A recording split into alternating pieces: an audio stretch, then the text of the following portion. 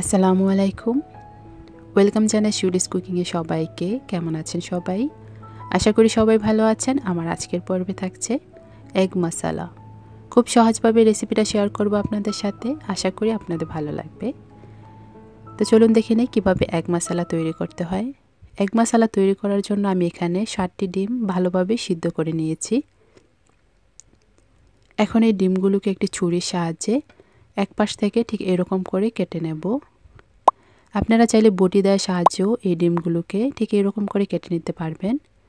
এতে করে ডিমগুলো রান্না করার পর দেখতেও সুন্দর লাগবে, আবার রান্না করার সময় খুব ভালোভাবে মশলাটা ডিমের মধ্যে ঢুকতে পারবে।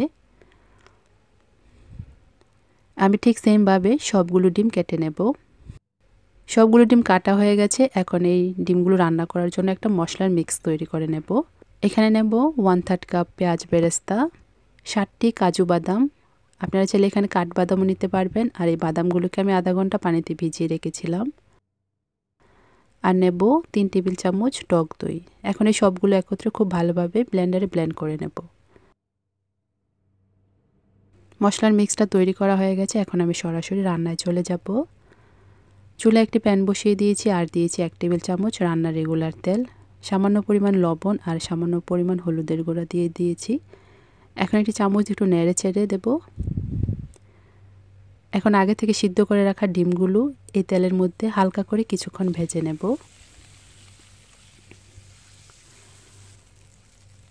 ডিমগুলো ভাজা হয়ে গেছে। এখন আমি প্যান থেকে তুলে নেব। এখন সেই একই প্যানে পরিমাণ মতো তেল দিয়ে দেব আর দেব 1 ফালি দারুচিনি, 2টো এলাচ আর একটি তেজপাতা। গরম মশলাগুলোকে সামান্য কিছুক্ষণ ভেজে নেব, এতে করে খুব সুন্দর একটা স্মেল আসবে। এখন আমি এখানে অ্যাড করব 1 কাপ পেঁয়াজ কুচি। নেড়ে চেড়ে পেঁয়াজগুলোকে 3 থেকে 4 মিনিটের মতো ভেজে নেব। এখন আমি এখানে অ্যাড করব পরিমাণ মতো লবণ। লবণ দিয়ে আবারও মিশিয়ে নেব।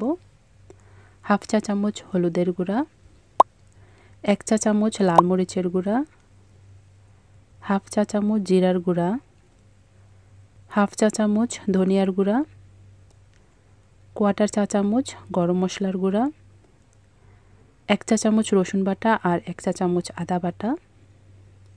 মশলাগুলো দেওয়া হয়ে গেছে। এখন সামান্য পরিমাণ পানি দিয়ে দেব। পানি দিয়ে মশলাটাকে নেড়ে চেড়ে খুব ভালোভাবে কষিয়ে নেব। এখন আমি এখানে অ্যাড করব বড় সাইজের একটি পাকা টমেটো কুচি করে নিয়েছি। নেড়ে চেড়ে টমেটোটাকেও খুব ভালোভাবে কষিয়ে নেব।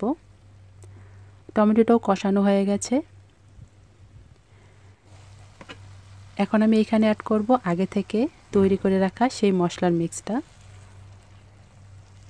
মশলাটা দিয়ে নেড়ে চেড়ে খুব ভালোভাবে মশলাটাকেও কষিয়ে নিতে হবে।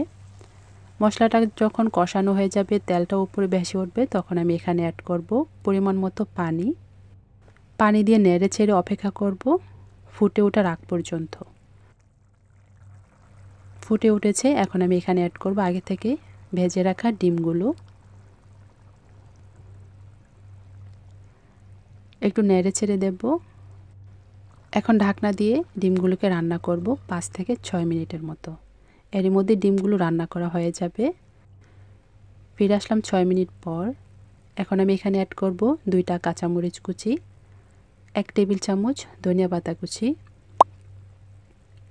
এখন এই সবগুলোকে নেড়ে চেড়ে মিক্স করে দেব আর চুলার জালটা বন্ধ করে দেব। আমার ডিম রান্নাটা হয়ে গেছে। এখন আমি পরিবেশন করে নেব। বাসায় মাছ মাংস না থাকলে আপনারা চাইলে এই রেসিপিটা তৈরি করতে পারেন। এটা সাদা ভাত অথবা পোলাওয়ের সঙ্গে খেতে খুবই টেস্টি হয়।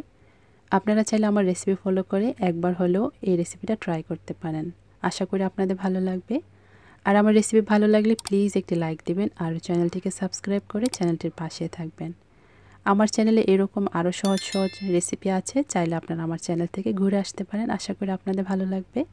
সবাই অনেক ভালো থাকবেন। দেখা হবে নতুন কোনো পর্বে। আল্লাহ হাফেজ।